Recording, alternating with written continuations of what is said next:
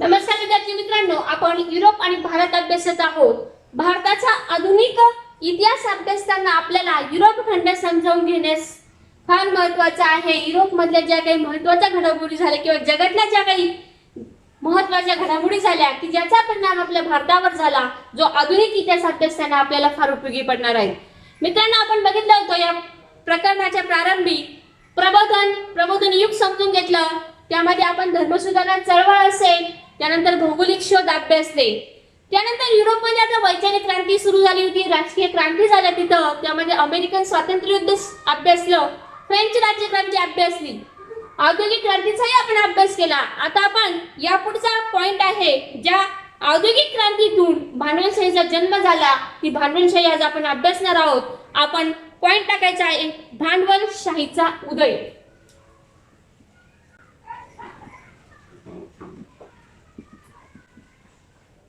भांडवलशाहीचा उदय. आपण मागील लेक्चर मध्ये बघितलं होतं औद्योगिक क्रांती. या औद्योगिक क्रांतीने इंग्लंडची आणि पाश्चात्य राष्ट्रांची भरभराट झाली होती आणि त्यातूनच आता भांडवलशाहीचा उदय झाला. मग आता बघा, नव्या सागरी मार्गांचा शोध लागला होता. अनेक व्यापारी आता जो प्रदेश शोधला होता त्या प्रदेशात जाऊ लागले, व्यापार करू लागले होते. परंतु हे करत असताना सागरी मार्गाने व्यापार करायला अनेक व्यापारी पुढे येत होते, परंतु एकट्या व्यापाऱ्याला तो व्यापार करणे शक्य नव्हतं. बरोबर आहे की नाही? की जहाजातून माल पाठवणं एकट्या व्यापाऱ्याला शक्य नसल्यामुळे यातून भाग भांडवल असणाऱ्या अनेक व्यापारी कंपन्या आता उदयाला आल्या होत्या, की ज्या कंपन्यांनी या व्यापाऱ्यांना एक प्रकारे सवलती दिल्या, संरक्षण दिलं. त्याचबरोबर पौर्वात्य देशांशी होणारा व्यापार हा फायदेशीर होता, ज्याच्यातून त्या प्रत्येक देशाची काय होणार होती, आर्थिक भरभराट होती. हे कोणी समजून घेतलं होतं? हे त्यातील मग राजे असतील, जे काही शासन सत्ता होते, यांनी समजावलं की पौर्वात्य देशातून होणारा व्यापार कसा असणार आहे, आपल्या देशासाठी फायदेशीर असणार आहे, ज्याने आपल्या देशाची काय होणार होती, आर्थिक भरभराट. मग त्यामुळे युरोपातील राज्यकर्त्यांनी या व्यापारी कंपन्यांना लष्करी संरक्षण दिलं.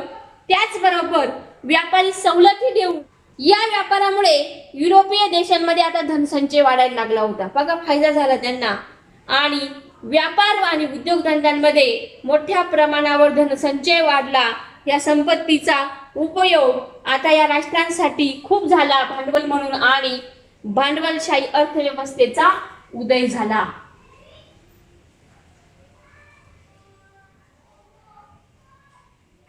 बघा, इंग्लंडची भांडवलशाही अर्थव्यवस्था आहे.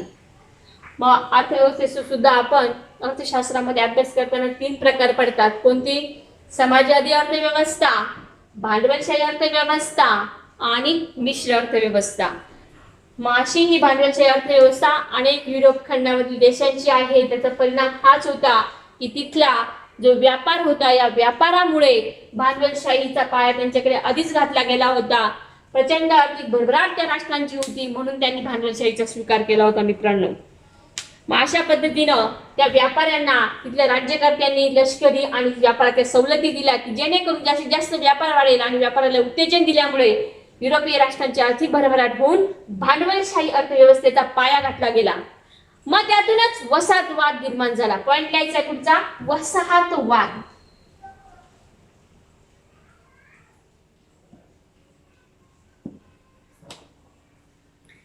मग एका देशातील काही लोकांनी दुसऱ्या प्रदेशात जाणे. आता वसाहत म्हणजे काय आधी समजून घेऊया. आपल्याला हा जर पॉइंट समजला तर पुढे साम्राज्यवाद समजणार आहे. तर एखाद्या देशातील काही लोकांनी कुठे जायचं, दुसऱ्या प्रदेशात. म्हणजे आपण पण कधी कधी स्थलांतर करतो, नोकरीच्या निमित्ताने असेल, व्यवसायाच्या रोजगाराच्या निमित्ताने. आणि त्या भागात गेल्यानंतर विशिष्ट ठिकाणी विशिष्ट भागात वस्ती करून राहणे, त्याला म्हणतात वसाहत. म्हणजे एखाद्या प्रदेशातील लोकांनी दुसऱ्या प्रदेशामध्ये जाऊन वस्ती करून राहणे, त्याला काय म्हणतात, वसाहत म्हणतात. आर्थिक व लष्करी दृष्ट्या बलशाली देशाने आपल्या देशात जे काही सामर्थ्य आहे, मग सगळ्यात महत्वाचा, आता हा एक शब्द महत्वाचा आहे, आपण फक्त वसाहत बघितलं, वसाहतवाद त्याच्यानंतर आर्थिक आणि लष्करी हे 2 ज्या गोष्टी ज्या देशाकडे होत्या तो बलशालीच होता. बरोबर? लष्करी दृष्ट्या बलशाली देशाने आपल्या सामर्थ्याच्या जोरावर, सामर्थ्य या दोन गोष्टी आहे म्हणून त्यांच्याकडे काय आहे, सामर्थ्य आहे. मग या सामर्थ्याच्या बळावर एखादा भूप्रदेश व्यापणे, डायरेक्ट आपलीच मालकी तिथं निर्माण करणे आणि त्या ठिकाणी आपले राजकीय वर्चस्व प्रस्थापित करणे म्हणजेच वसाहतवाद होय.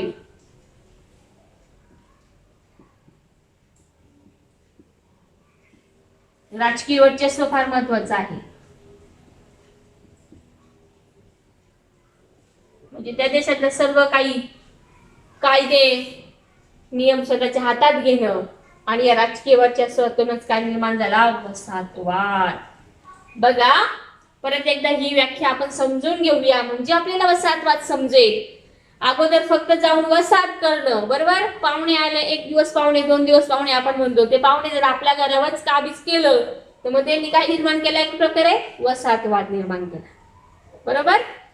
म्हणजेच आर्थिक आणि लष्करी दृष्ट्या बलशाली देशाने आपल्या सामर्थ्याच्या जोरावर, बळावर एखादा भूप्रदेश व्यापणे आणि त्या ठिकाणी आपले राजकीय वर्चस्व प्रस्थापित करणे म्हणजेच वसाहतवाद होय. आपण ही व्याख्या आपल्या वर्गपाठाची वहीत नोट डाऊन करायची, खूप सोपी आहे. आर्थिक आणि लष्करी दृष्ट्या एखाद्या बलशाली देशाने आपल्या सामर्थ्याच्या जोरावर तिथला भूप्रदेश व्यापणे आणि त्यानंतर तेथे राजकीय वर्चस्व प्रस्थापित करणे यालाच वसाहतवाद म्हणतात. जे आपल्या आशिया खंडात असेल किंवा आफ्रिका खंडामध्ये युरोपीय राष्ट्रांनी केलं होतं, त्यामध्ये फ्रेंच होते, डच होते, पोर्तुगीज होते, इंग्रज होते, बरोबर आहे की नाही. यांनी अगोदर छोटीशी वसाहत स्थापन केली ती सुरतला इंग्रजांनी, बरोबर.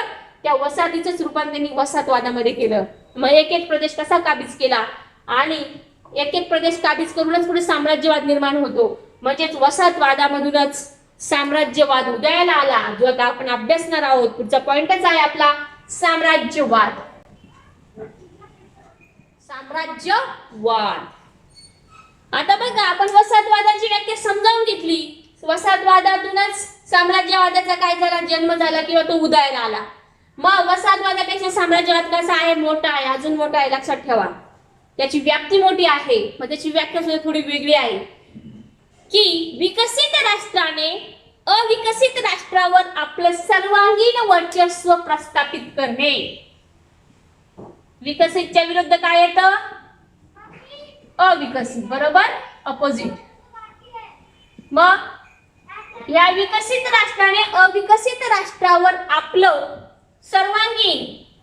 सर्वांगीण म्हणजे खूप मोठा अर्थ आहे बरं का, सर्वांगीण वर्चस्व, सर्वांगीण वर्चस्व प्रस्थापित करणे म्हणजे साम्राज्यवाद होय. लक्षात ठेवा. विकसित राष्ट्र आहे ती, त्याचा सगळा विकास झालेला आहे, त्याने अविकसित राष्ट्राचा दुबळेपणाचा फायदा घेतला. सर्वांगीण मध्ये असं राजकीय, सामाजिक, आर्थिक सगळ्याच बाबतीत आपलं वर्चस्व प्रस्थापित करणे याला काय म्हणतात, साम्राज्यवाद. आणि तीच घटना आपल्यावर घडली.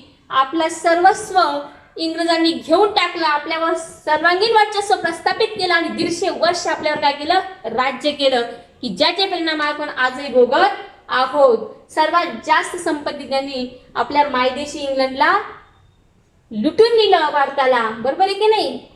सगळ्या स्तरातून सगळ्या लोकांचे, शेतकरी, कामगार, सैनिक यांचे प्रचंड हाल केले, जे आपण पुढे अभ्यासणार आहोत. आणि असा हा साम्राज्यवादामुळे दक्षिण आफ्रिका असेल किंवा आशिया खंड असेल, भारत असेल, यांना प्रचंड छळाला यांच्या सामोरं जावं लागलं. युरोपीय राष्ट्रांच्या साम्राज्यवादी महत्वाकांक्षाला अनेक देश बळी पडले. आता आपण पुढचा पॉइंट आता अभ्यासणार आहोत. अशा पद्धतीने साम्राज्यवाद आपल्याला समजला असेल मित्रांनो.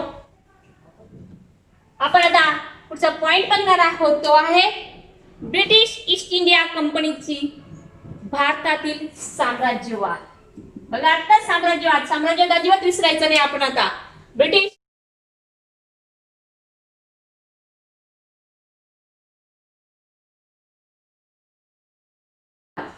बघा आपल्याला माहिती होतं की भारतातील व्यापार किंवा व्यापारावर नियंत्रण ठेवण्यासाठी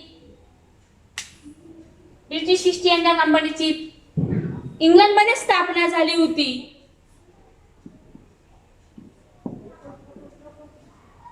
इसवी सन 1600 मध्ये या कंपनीची स्थापना झाली होती मित्रांनो, लक्षात ठेवायचे साल इसवी सन 1600.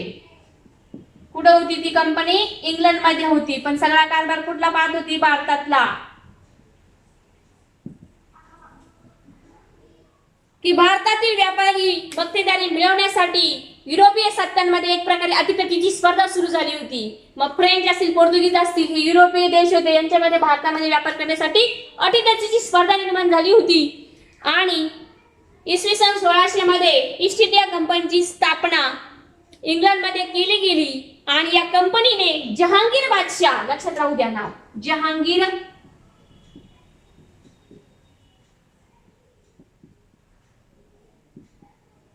जहांगीर बादशाह यांच्याकडून परवानगी मिळवून सुरत येथे आपली पहिली वसाहत वखार स्थापन केली होती. कुठं? आपल्याला प्रश्न येईल की इंग्रजांनी पहिली वखार कुठे स्थापन केली, कोणाच्या परवानगीने? तर इंग्रजांनी सुरत या ठिकाणी आपली पहिली वखार स्थापन केली जहांगीर बादशाह यांच्या परवानगीने. आणि या कंपनीच्या नियमांनुसार कंपनी मार्फत भारतात इंग्लंड व्यापार करू लागला. लक्षात ठेवा. आता बघा, आपण याच्यामध्ये एक पॉइंट अभ्यासला या घटकामध्ये की युरोपीय राष्ट्रांची एकमेकांमध्ये अटीतटीची स्पर्धा सुरू झाली होती, ती भारतात पण होती, म्हणून त्याचाच परिणाम आपल्याला पुढे अभ्यासायचा आहे.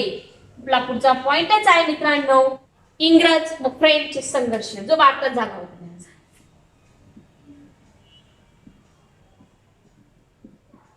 इंग्रज आणि दोन्ही राष्ट्र कोणते आहे? युरोपीय राष्ट्र. इंग्रज आणि फ्रेंच संघर्ष. बघा, दोन्ही ही युरोपीय राष्ट्र भारतामध्ये व्यापार करण्यासाठी यांचा संघर्ष होता, सत्ता मिळवण्यासाठी सुद्धा यांचा संघर्ष होता. हे एकमेकांचे प्रतिस्पर्धी होते. कोणी जास्त व्यापार केला यांच्यामध्ये एक प्रकारे अटीतटीची स्पर्धा निर्माण झाली होती. आणि यांच्या अटीतटीच्या स्पर्धेमुळे यांच्यामध्ये 3 युद्ध झाली. किती? 3 युद्ध झाली. हे 3 युद्ध कर्नाटक युद्ध म्हणून ओळखली जातात इतिहासामध्ये.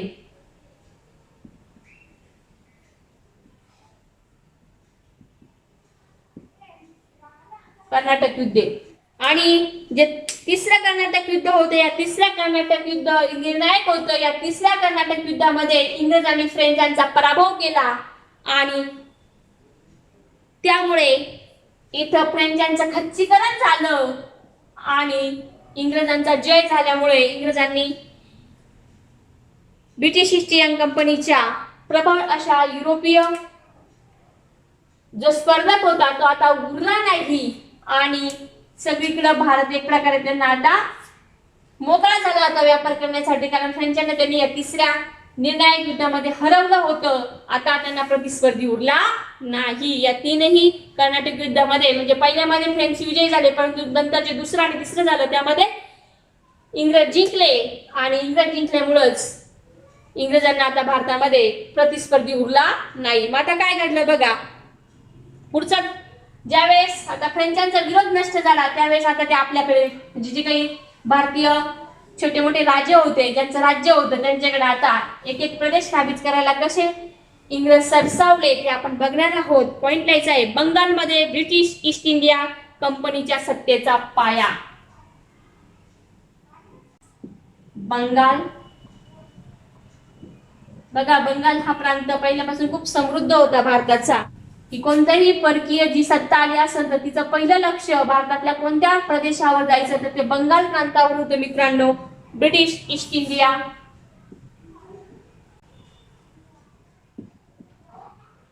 पाया.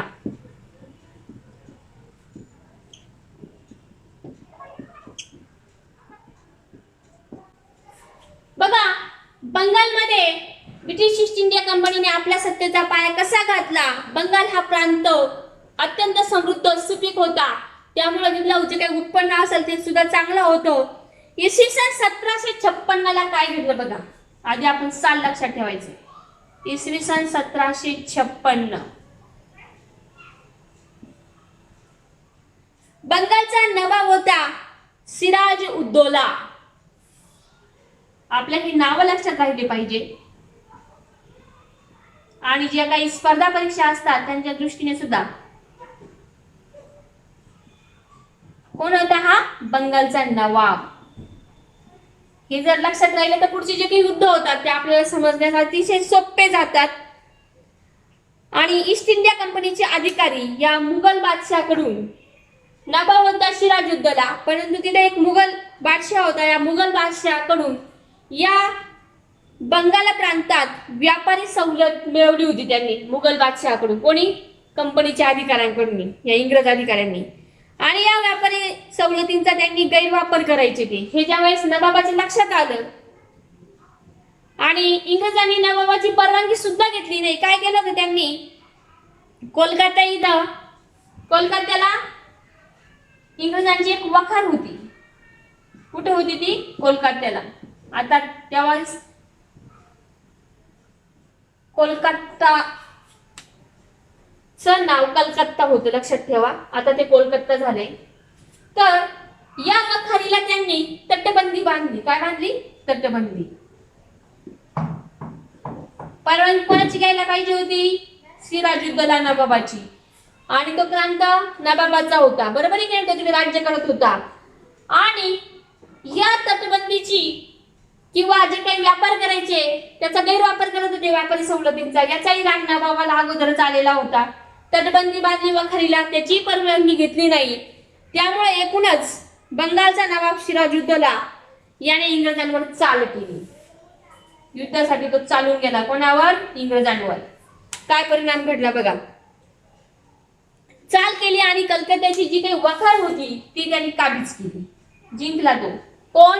सिराजुद्दौला जिंकला आणि ती वखार त्याने काबीज केली. आणि या घटनेने काय घडलं बरं या घटनेने? तर या घटनेने इंग्रजांमध्ये असंतोष निर्माण झाला आणि लॉर्ड क्लाइव्ह याने मुत्सद्देगिरीने नवाबाचा जो सेनापती होता, लक्षात ठेवा, सिराजुद्दौलाचा सेनापती कोण? मीर कासिम, याला फितूर केलं. बघा आता इंग्रजांची कूटनीती होती बरं का, जिंकण्याची एक प्रकारे. त्यांनी या लॉर्ड क्लाइव्हनी काय केलं? बंगालचा सिराजुद्दौलाचा नवाब, या नवाबाचा सेनापती होता मीर जाफर, सॉरी मीर कासिम नाही हा, मीर जाफर त्याचा जावई नंतर मीर कासिम. हा मीर जाफरला फितूरगिरीने आमिष दाखवलं आणि आपल्या बाजूनं वळवलं. आणि इसवी सन 1757 सगळ्यात महत्वाची घटना ही, इसवी सन 1757 या ठिकाणी नवाब सिराजुद्दौला आणि इंग्रज सैन्याची गाठ पडली आणि ते ठिकाण होतं प्लासी. प्लासी या ठिकाणी इंग्रज आणि नवाब इसवी सन 1757 प्लासी या ठिकाणी इंग्रज आणि नवाब यांची सैन्याची गाठ पडली. मात्र रॉबर्ट क्लाइव्हनी काय केलं होतं आपल्याला माहिती होतं. नवाबाचा जो सेनापती होता मीर जाफर याला अगोदरच आपल्या बाजूने वळून घेतलं. आता तर युद्धच घडलं, परंतु युद्ध घडताना मीर जाफर याने आपलं जे काही आपल्या नेतृत्वाखाली असणारे जे सैन्य होतं ते इंग्रजांच्या विरुद्ध उतरवलंच नाही. आणि त्यामुळे कोणाचा पराभव झाला? नवाबाचा पराभव झाला, सिराजुद्दौलाचा, आणि इंग्रजांचा विजय झाला. आणि या प्लासीच्या लढाईने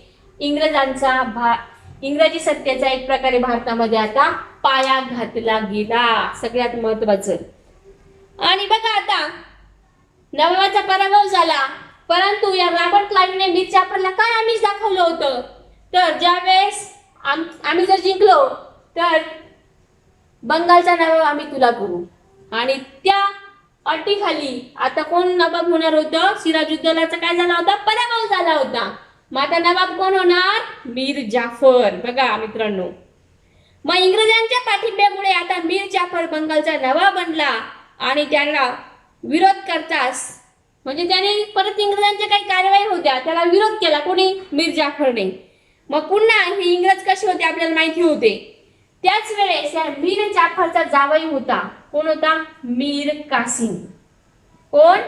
कासिम. याला पुन्हा याच्या विरुद्ध भडकवलं. कोणाच्या? मीर जाफरच्या. हा सुद्धा खूप हुशार होता मीर कासिम, पराक्रमी होता. बघा मीर कासिम याला लगेच त्यांनी नवाब बनवून टाकलं ज्यावेळेस मीर जाफरने इंग्रजांना विरोध केला त्यावेळेस. परंतु मीर कासिमला सुद्धा इंग्रजांच्या ज्या काही बेकायदेशीर कारवाया होत्या, त्या बेकायदेशीर व्यापार असेल त्याला त्यांनी आळा घालण्याचा प्रयत्न करताच ज्यावेळेस पुन्हा मीर कासिमने असं केलं त्यावेळेस पुन्हा याच्या विरुद्ध मीर जाफरला केलं आणि मीर जाफरला पुन्हा नवाब पद दिलं. मग कोणाचं काढून घेतलं? मीर कासिमचं काढून घेतलं. बघा असे इंग्रज दुसऱ्यांमध्येच खेळ खेळायचे, ही कूटनीती होती त्यांची आणि आपलं राज्य आपला व्यापार मात्र ते चांगल्या प्रकारे करत होते. तिकडं पुन्हा मीर जाफरला नवाब पद दिलं आणि बंगालमधील इंग्रजांच्या कारवायांना लगाम घालण्यासाठी आता पुन्हा हा मीर कासिम चिडला. हा कोणाच्या विरुद्ध गेला? इंग्रजांच्या विरुद्ध गेला. आता कोण कोण इंग्रजांच्या विरुद्ध होतं बघा. मीर कासिम, त्याच्यानंतर अयोध्याचा नवाब होता, अयोध्याचा नवाब शुजा-उद-दौला.